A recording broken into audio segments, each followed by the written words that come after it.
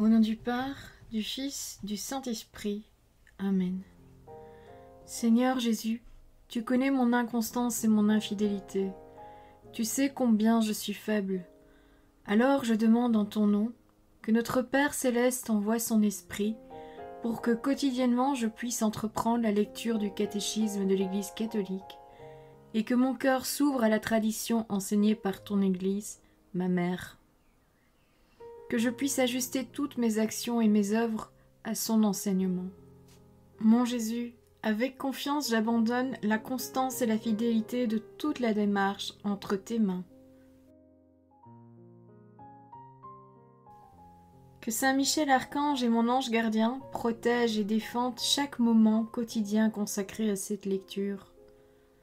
Maintenant, avec toi et par ta voix, disons: Notre Père, qui es aux cieux, que ton nom soit sanctifié, que ton règne vienne, que ta volonté soit faite sur la terre comme au ciel. Donne-nous aujourd'hui notre pain de ce jour. Pardonne-nous nos offenses comme nous pardonnons aussi à ceux qui nous ont offensés. Et ne nous laisse pas entrer en tentation, mais délivre-nous du mal. Amen. Ensemble, mon Jésus d'amour, saluons notre sainte maman, la Vierge Marie.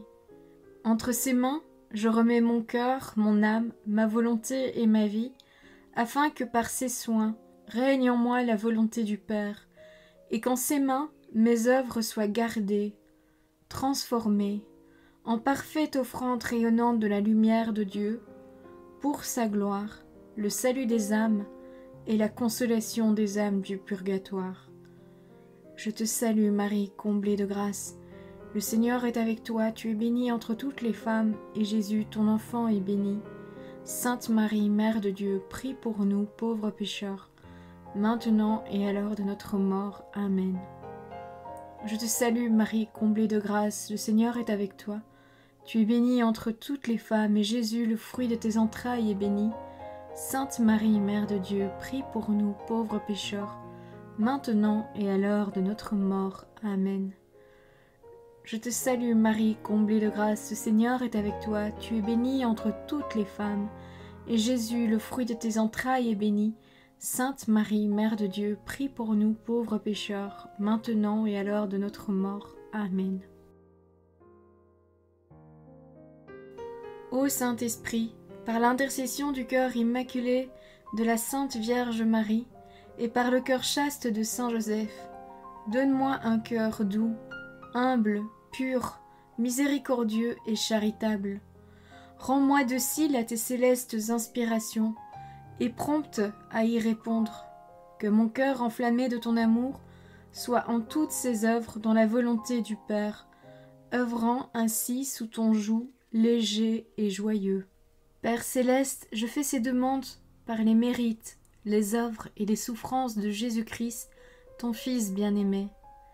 En mon nom, au nom des âmes de ma famille, au nom des âmes de mes proches, au nom des âmes qui se sont recommandées à mes prières, au nom des âmes constituant ta Sainte Église, le pape, les cardinaux, les évêques, les prêtres, les religieux et religieuses, les laïcs, au nom des âmes qui ne te connaissent pas, des âmes des païens, des âmes des hérétiques, des âmes des apostats et des âmes froides.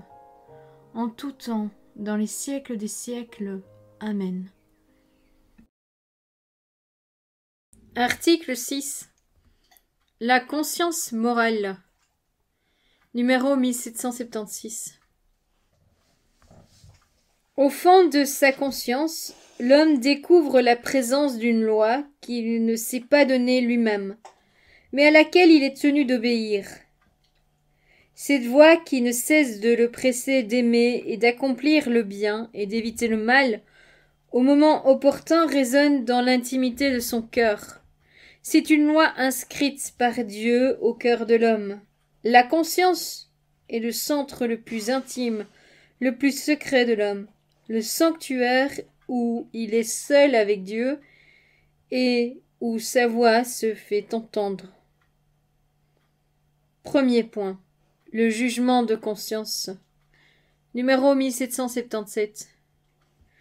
présente au cœur de la personne la conscience morale, lui enjoint, au moment opportun, d'accomplir le bien et d'éviter le mal.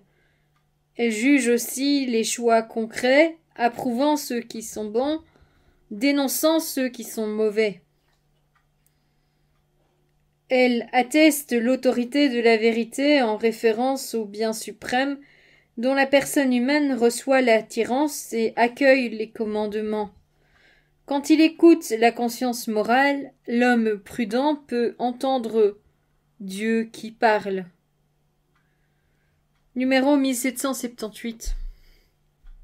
La conscience morale est un jugement de la raison, par lequel la personne humaine reconnaît la qualité morale d'un acte concret qu'elle va poser, est en train d'exécuter ou a accompli.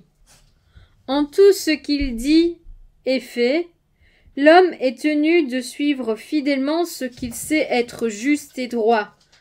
C'est par le jugement de sa conscience que l'homme perçoit, reconnaît les prescriptions de la loi divine. La conscience est une loi de notre esprit, mais qui dépasse notre esprit, qui nous fait des injections, qui signifie responsabilité et devoir, crainte et espérance. Elle est la messagère de celui qui, dans le monde de la nature comme dans celui de la grâce, nous parle à travers le voile, nous instruit et nous gouverne. La conscience est le premier de tous les vicaires du Christ. Numéro 1779. Il importe à chacun d'être assez présent à lui-même pour entendre et suivre la voix de sa conscience. Cette requête d'intériorité est d'autant plus nécessaire que la vie nous expose souvent à nous soustraire à toute réflexion, examen ou retour sur soi. Fais retour à ta conscience, interroge-la. Retournez, frère, à l'intérieur, et en tout ce que vous faites, regardez le témoin, Dieu. Saint Augustin. Numéro 1780. La dignité de la personne humaine implique et exige la rectitude de la conscience morale. La conscience morale comprend la perception des principes de la moralité, Saint Dhérèse, leur application dans les circonstances données par un discernement pratique des raisons et des biens, et en conclusion, le jugement porté sur les actes concrets à poser ou déjà posés. La vérité sur le bien moral, déclarée dans la loi de la raison, est reconnue pratiquement et concrètement par le jugement prudent de la conscience. On appelle prudent l'homme qui choisit conformément à ce jugement. Numéro 1781. La conscience permet d'assumer la responsabilité des actes posés. Si l'homme commet le mal, le juste jugement de la conscience peut demeurer en lui le témoin de la vérité universelle du bien, en même temps que de la malice de son choix singulier. Le véridique du jugement de conscience demeure un gage d'espérance et de miséricorde. En attestant la faute commise, il rappelle le pardon à demander, le bien à pratiquer encore et la vertu à cultiver sans cesse avec la grâce de Dieu. Devant lui, nous apaisons notre cœur parce que si notre cœur nous condamne, Dieu est plus grand que notre cœur et il connaît tout. Voilà la première lettre de Saint Jean, chapitre 3, les versets 19 et 20. Numéro 1782. L'homme a le droit d'agir en conscience et en liberté afin de prendre personnellement les décisions morales. L'homme ne doit pas être contraint d'agir contre sa conscience, mais il ne doit pas être empêché non plus d'agir selon sa conscience, surtout en matière religieuse. Voilà, c'est tout pour aujourd'hui. Je vous souhaite à tous une bonne et sainte journée. Que le Seigneur nous bénisse tous et que la paix habite votre cœur. Que votre ange gardien veille bien sur chacun d'entre vous. Au nom du Père, du Fils, du Saint-Esprit. Amen.